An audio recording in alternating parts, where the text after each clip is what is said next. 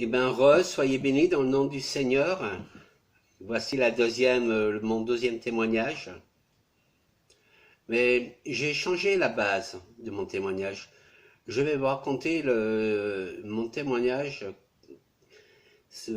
comment dire, euh, avant que j'ai pas connu Jésus et après que j'ai connu Jésus, ce que Dieu a fait dans mon cœur.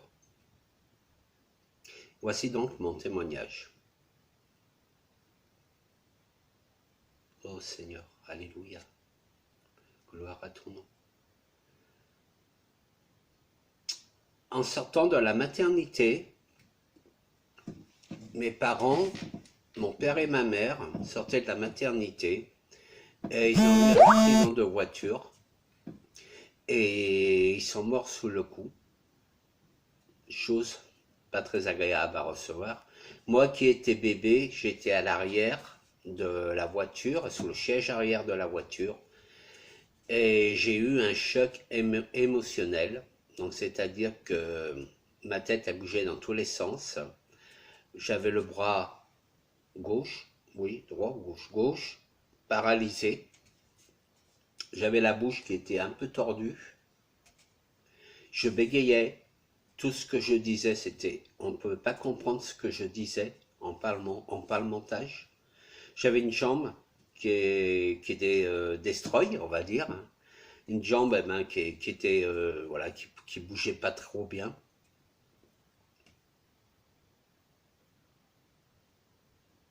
La suite de ça, donc, on m'a amené à la DAS avec ton bébé. La DAS m'a trouvé une famille d'accueil à Chalon-sur-Saône. Donc ces familles d'accueil étaient très très très méchantes avec moi. Il y a eu des moments où on m'a mis dans un placard sans manger.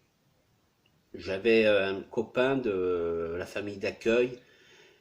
Pour pas se faire voir, il essayait de passer dans la nuit, m'emmener une pomme et un bout de pain pour que je puisse avoir quelque chose dans le ventre.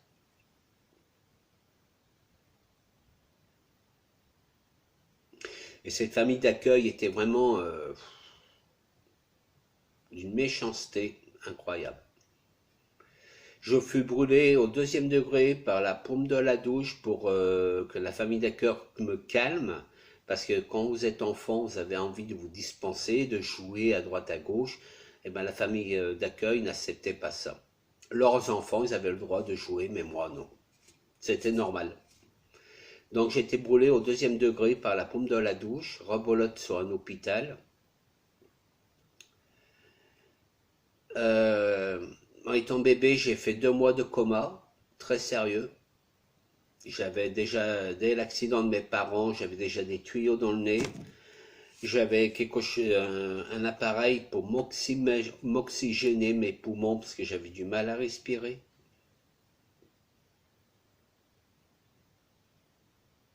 Au bout de 2 mois, je suis revenu à la vie. Et donc placé à la DAS, à cette famille d'accueil si méchante qu'ils sont. À la suite de ça, je suis parti de la famille d'accueil. Pour compléter le tout, j'étais complètement dans le péché. Complètement. J'ai trompé dans la prostitution. J'ai trompé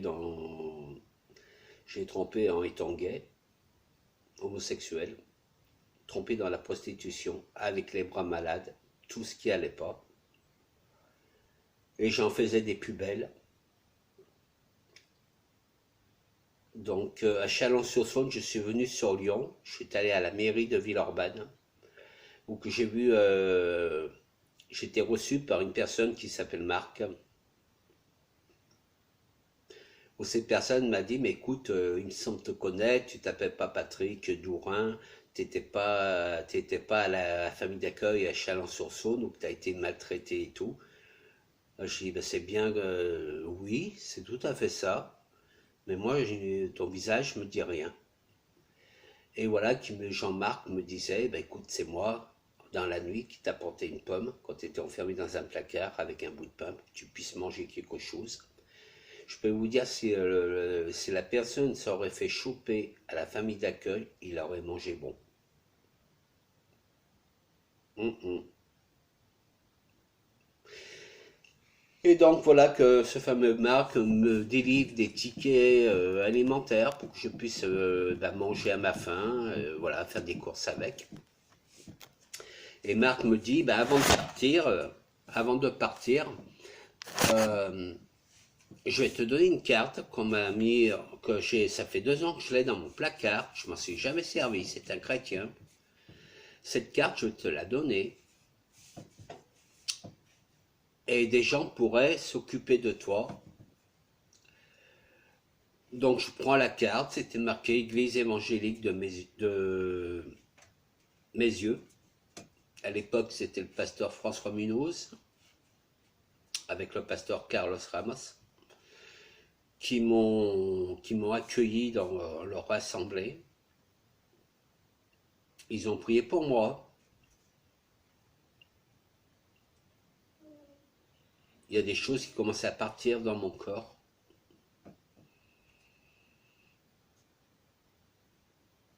Et voilà, donc ils ont pris énormément pour moi. À l'époque, ça se faisait dans des chapiteaux, donc les pasteurs recevaient d'autres pasteurs de plusieurs régions.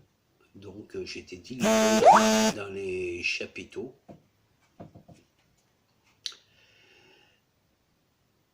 En revenant chez moi, je commençais à dormir tranquillement.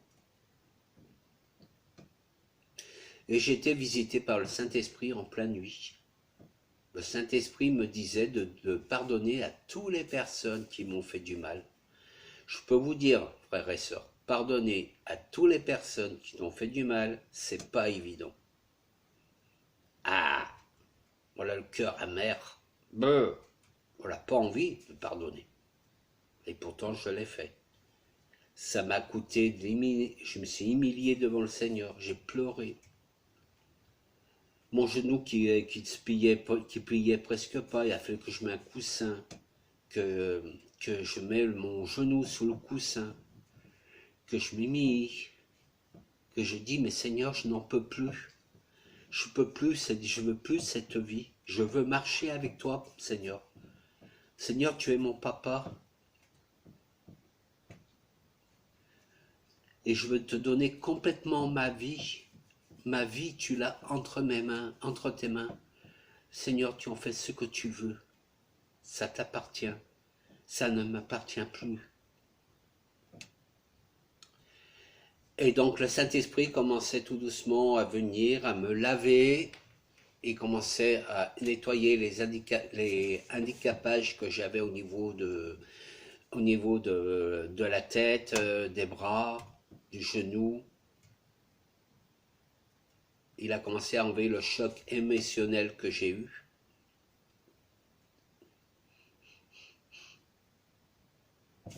À ce bras-là, il était complètement paralysé. Je ne pouvais même pas prendre une tasse de café, ça tombait. Tout ce que je prenais sur ce bras, ça tombait par terre.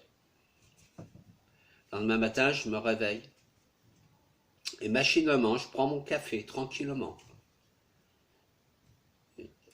Miracle. Je commençais à le prendre avec mon café avec cette main-là. J'ai pas réalisé sur le coup que je prenais mon café de cette main-là. Il a fallu 1 minute pour que quelque chose se déclenche. Et j'ai dit, mais waouh, j'arrive à prendre ce café de cette main qui était paralysée. Et j'arrive à parler. Et j'arrive à marcher. 3 heures du matin, j'appelle pasteur François Munoz. Tellement que j'étais dans la joie. Tellement que mon cœur était dans la joie. Il fallait que je partage. Mais bon, je n'ai pas appelé à 8 heures ou 9 heures du matin. Non, 3 heures du matin. J'ai dit, François, alléluia. Je commence à parler. Mon bras, il est guéri. Ma jambe, elle est guérie. Je ne bégaye plus comme je bégayais auparavant. François, il me dit, écoute Patrick, on en parlera demain. Là, je suis fatigué. Tu m'appelles à 3 heures du matin. Je suis fatigué. J'ai besoin de dormir. On verra tout ça demain. Mais j'ai dit, François, avant d'accrocher, écoute, Mais oui, mais je t'écoute, Patrick, qu'est-ce que tu veux? Je parle bizarrement. Je comprends rien à ce que je dis. C'est un truc que je comprends pas, qui me dépasse. François Munoz me dit, écoute, Patrick, t'es bien gentil, mais demain, tu viens à l'église et on en parlera et tu me parleras bizarrement comme tu le dis. À la suite de ça, François Munoz, pasteur, raccroche pour finir sa nuit. Me voilà donc à l'église. François Munoz et Carlos, ils s'en sont pas revenus. Ils m'ont dit, mais waouh, mais c'est miraculeux ce que le Seigneur a fait, c'est vraiment un miracle, quoi.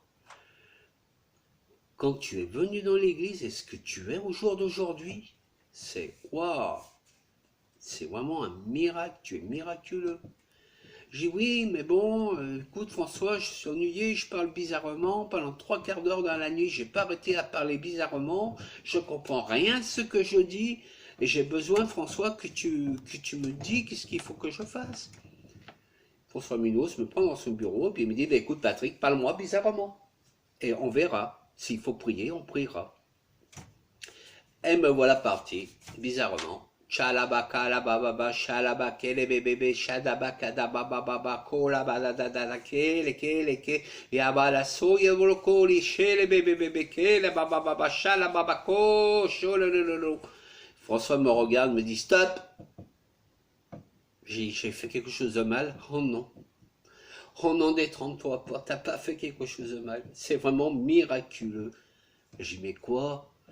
Mais non seulement tu reçois une guérison complète, non seulement tu retrouves ta voix, tu peux parler, non seulement tu as ton bras qui est handicapé, qui est devenu complètement normal et tu peux prendre ta tasse de café, ta jambe est complètement guérie, et pour combler le tout, tu reçois le parler en langue du Saint-Esprit.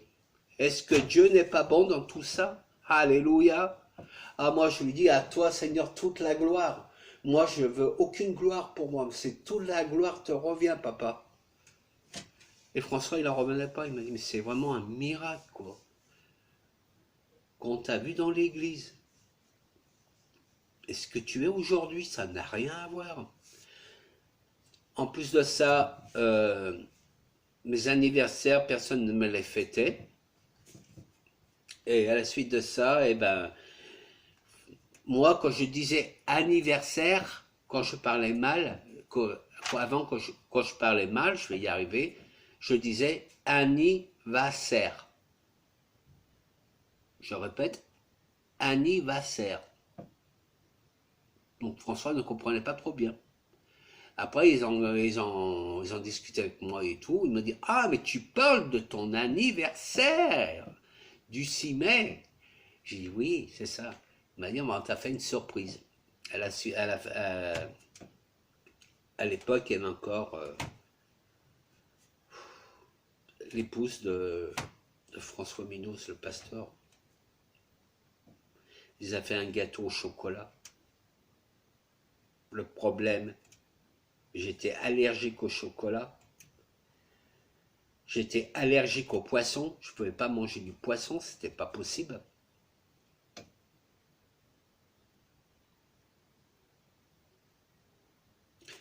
Je ne pouvais prendre plus de douche parce que depuis que j'étais brûlé au 2e degré, donc dès que je voyais la paume de la douche, eh ben j'étais titanisé. J'étais scripé en moi, j'étais mal parce que je voyais la paume de la douche couler sur mon corps. Et donc François a carrément prié pour l'allergie du chocolat, du poisson. Et il a prié pour que je puisse prendre un bain et une douche normalement. Quelques semaines plus tard, j'ai pu ouvrir la douche. J'ai pu me mettre sous la douche. Et j'ai reçu la douche complètement sur tout mon corps. Oh, comme ça fait du bien. La douche coulait sur mon corps et tout. Enfin, je pouvais prendre une douche. Enfin, je pouvais prendre un bain. Avant, je n'allais pas à la piscine. L'eau me faisait peur. Maintenant, je m'en donne à cœur joie, je vais à la piscine. Est-ce que Dieu n'est pas merveilleux dans tout ça? Moi, frères et sœurs, je vous dis vraiment, les mots me manquent pour remercier Jésus. Les mots nous manquent. Il fait tellement de choses pour nous, on ne se rend même pas compte les choses qu'il fait. On voudrait lui dire merci, mais le simplement merci ne suffira pas. C'est plus qu'un merci qu'on doit lui donner. C'est une gloire, on doit lui donner la gloire. La gloire vient à lui. La gloire vient à l'Éternel. La gloire vient par le Saint-Esprit. Et Dieu reçoit la gloire. Moi, frères et sœurs, je n'ai aucune gloire dans mon corps. Toute la gloire vient à Jésus. Amen. Je vais m'arrêter là, je vais prier. Seigneur, je te remercie, Seigneur, de ton amour. Je te remercie, Seigneur, de nous faire du bien, là où on l'a besoin. Je te remercie, Seigneur, du baume que tu nous mets dans notre cœur. Quand nos cœurs est en tristesse, tu es là pour enlever la tristesse et mettre la joie à la place de la tristesse. Nos mots, Seigneur, nous manquent pour te remercier. Tu as fait tellement, tellement de choses pour moi, que les mots ne sont insuffisants pour te remercier. Seigneur, toute la gloire t'appartient. Seigneur, je suis ton serviteur. Je suis là, Seigneur, pour te servir, pas pour me servir moi, te servir toi, Seigneur. Je t'aime comme mon propre papa. Tu m'as donné, Seigneur, une nouvelle famille. Tu m'as donné des frères et des sœurs. Tu m'as donné, wow, tu m'as donné des pères, des mères, des grands-mères, des grands-pères. Car il est dit dans la Bible, jeunes et vieux, nous nous réjouisserons ensemble. Et tu as donné tout ça pour moi, papa. Quand je vois un frère, quand je le prends ce frère dans mes bras, je ressens une chaleur et j'ai envie d'exploser de rire, de dire Alléluia, gloire à Dieu, tu es bon, papa. Merci pour ça. Merci pour tout ce que tu as fait dans ma vie. Je ne pourrai jamais te remercier autant que tu as fait, mais tu l'as fait. Tu l'as fait parce que j'avais besoin de toi. J'étais pécheur et tu m'as fait devenir chrétien.